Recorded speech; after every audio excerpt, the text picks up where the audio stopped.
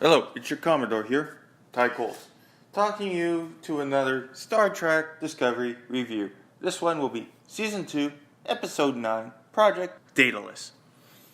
Oh boy, where to begin on this? My god, they were doing so well with the last couple episodes, and then we get this steaming pile of dog shit they call an episode.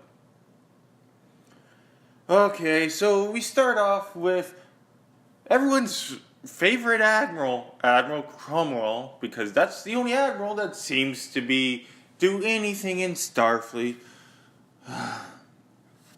Coming aboard the Discovery.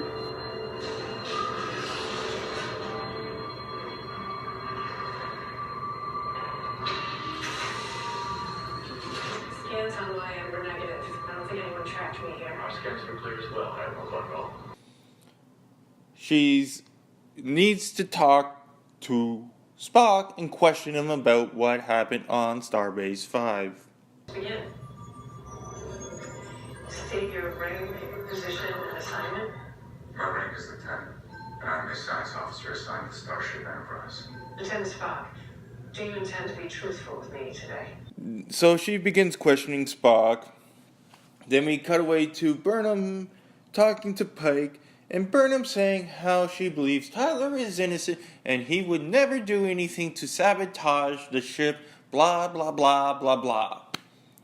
Peck is like, Burnham, this is our main focus, to figure out what's happening with these red signals, the Red Angel, and with and why is it contacting Spock. Burnham understands, but she also tells Peck, well, I'm going to also prove that Tyler's innocent at the same time, just to show how awesome she is. Ay, caramba. Our mission takes priority. Your brother is the only one who's had direct contact with the Red Angel. I need you to help him figure out who it is and what they want. Can I count on you to do that? Of course, sir. Now prove that Tyler is innocent. You can count on that, too. Well, we see Spock is still being questioned by Admiral Commodore, and he basically says Federation is going to be destroyed, and all sentient life is going to be gone. Cromwell will, what do you mean by that? You say the end of all sentient life, you mean? I mean precisely that. No humans, no Vulcans, no Federation, no conscious life. What don't you understand by utter destruction, you dumb...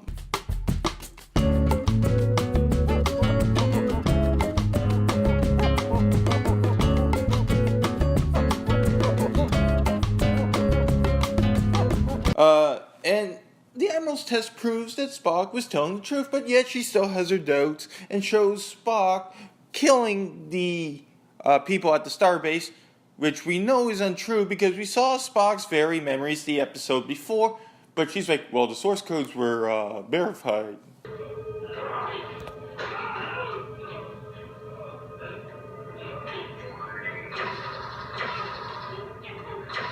That's not the Spock I know. It must have been doctored. I verified the source codes. Yeah, let's see how true that is when we, later in the episode. We also hear the biggest what the fuck moment going. Starfleet is controlled by a giant computer called Control. Control is a great resource. Every Starfleet admiral feeds data into it. We consider its recommendations, but final decisions always include our experience. Oh my god, are you serious? And that's not even the worst part of it. No. It's located at Section 31 headquarters. Control is located within Section 31's forward operating base. We need to go there. Did these people ever watch an episode of Star Trek Deep Space Nine? Or know anything except for the name of Section 31? Like, didn't they do any background research on this? It's not that simple, Chief. There is no building, no room like this in the real world. Section 31 has no headquarters. These files, they exist only in the minds of a very select group of people. And then to top off that pile of horse shit, we have that the Vulcan admiral in charge of Section 31 is a logic extremist. We rely on control for all of our critical strategic decisions. If it's in the hands of extremists, the entire Federation is in danger. Oh my god, this is like, what are they trying to do with this? Are they stunned beyond belief? Oh my god. No, you know why in the original series that every time they came up to a computer trying to control civilization, they had to destroy it. Must be destroyed. Fulfill the Prime Directive. You, Andrew, help me! are the evil. Fulfill the Prime Directive. Help me! Help me! And you've made 3 errors. Error. Examine.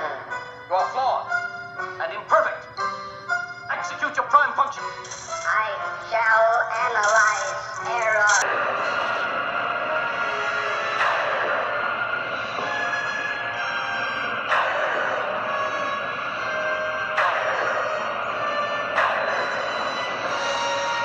And how will you pay for your acts of murder?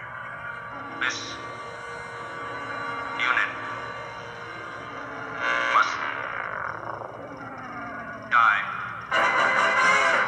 Then we go from that brain melting scene to Tilly being annoying.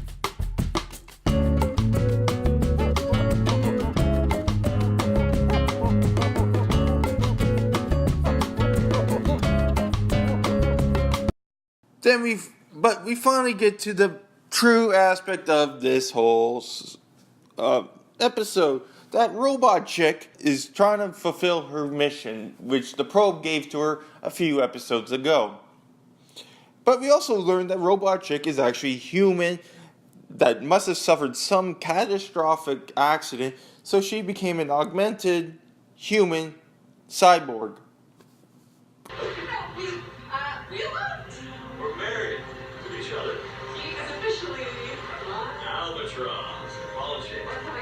What have you done? Wasn't augmentation outlawed after Khan? Then, so they head towards Section 31's headquarters. And they find that there are mines. And mines are bad because they're prohibited by Starfleet. They are? The Federation does not permit the use of mines. No. No, they do not. The Federation didn't build them. Really? And the reason Pike was like, well, that must have been the reason why you sent us off, so I wouldn't remind you about all this.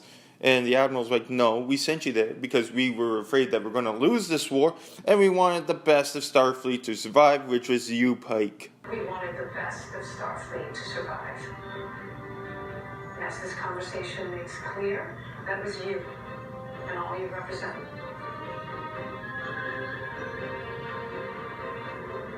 Thank you. We then go to Michael and Spock, which was probably the best part of this whole episode, was Ethan Peck's Spock. Like, Ethan Peck played a great Spock in this episode. A huge highlight. The only highlight of this episode was him. And there were at moments where you can close your eyes and you can just visually see Leonard Nimoy. So they decide to play some 3D chess. Let's play chess. Hop, skip, and a jump back to the bridge. They get to the station, but they see no life signs on the station. But the sensors can't do a proper reading because it was formerly a prison station.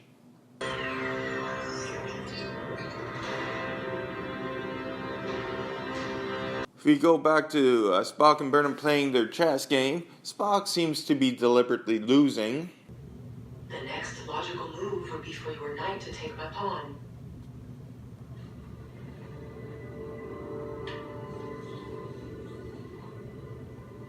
Seriously. And Burnham's like wondering why he's doing that. And Spock basically puts Burnham in her place. Once again, taking responsibility for that which is beyond your control. My perception of reality was challenged by visions from a time-traveling entity. Who should help me but you? Thank you, Spock. I thought this could be a new start for us. I really did. Clearly, I was wrong. Yes, you were. We will never relate as equals so long as you attempt to assume every burden is yours alone. We then see some emotion shown by Spock, which is okay because we have seen him emote before. But the problem I have with this scene is that he says he enjoys showing emotion. I am angry, pure and simple. Because you feel like you failed as a Vulcan or as a human. What I feel is that failure is liberating. And for the first time, I enjoy expressing emotion. Are you kidding me? Yes, Spock does show emotion, okay, but he does not enjoy it. They're trying to navigate the minefield.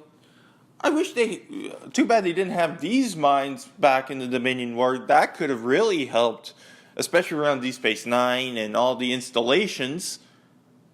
And it might have been a little bit harder for the Jem'Hadar to attack if they had these mines in place. Yeah, we have a problem incoming. Blade mines. They'll slice the hull like cheese.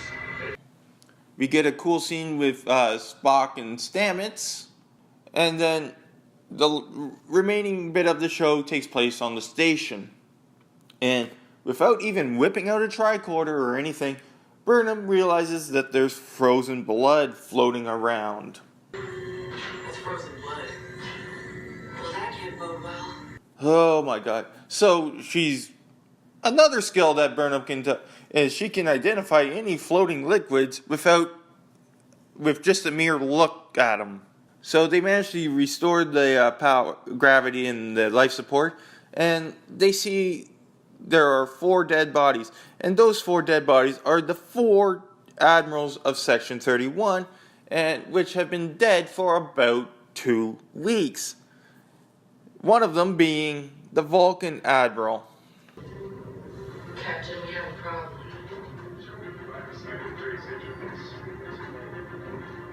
It's Admiral Patar. She's been dead 2 weeks. She's dead. And they wondered what the hell. She just gave us a message. Proves, found out by Saru that the message that was sent by the Vulcan admiral was a hologram. That she was a hologram. Then, furthermore, showed that the Spock footage of him killing those Starfleet personnel was also faked and a hologram, saying that Section 31 has been framing him. Shortly after that, robot chick starts to go ape shit and attacks Na and Burnham. She rips Na's breathing apparatus out, but Burnham seems to be holding her own against the cyborg. How the hell?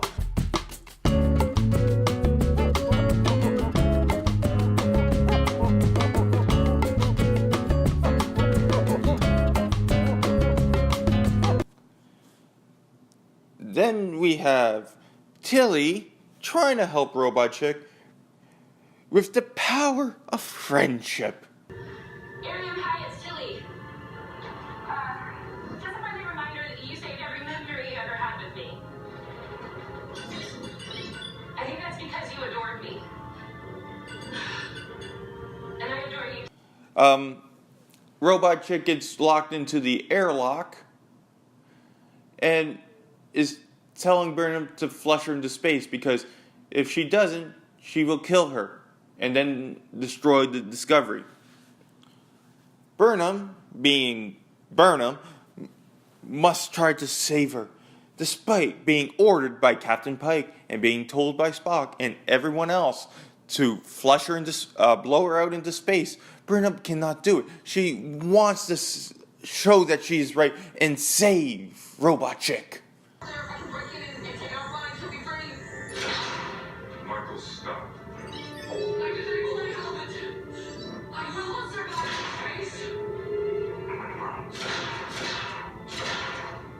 It does not happen that way, and Robot Chick gets blown out into space. But before she does, she tells Burnham that it's all because of her and that she must find Project Daedalus. Again, we all know that this Red Angel storyline's because of Burnham, and this just proves that everything revolves around Burnham. Oh boy, yay! So, Robot Chick dies in the vacuum of space. And I guess they were trying to show the emotion of the scene, but it just came off like, meh. Who cares? Why didn't they try to save her? They could have easily beamed her into the brig. No, they let her die. And I guess they were trying for an emotionally stirring death scene, like they did with Spock and almost did with Saru. But the problem with this is that Robot Chick wasn't even a well-rounded character. They finally got to show her that she had emotions and she had friendships and she was a human, blah, blah, blah.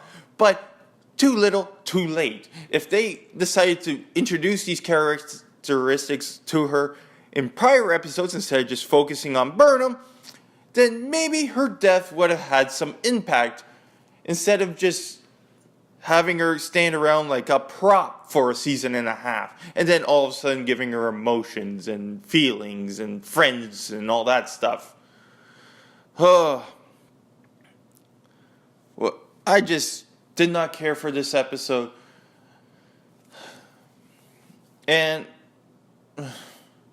like I said, Discovery was doing so well, especially with the last episode where it was the most tracked. This was just garbage. So, that's my review. From your Commodore TIE goals, live long and prosper. Hailing frequencies closed.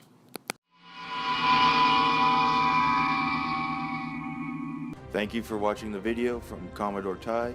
If you'd like to see more, please hit the like button, share, subscribe to the channel, and why not, when you're here, check out one of my other mini videos I've done.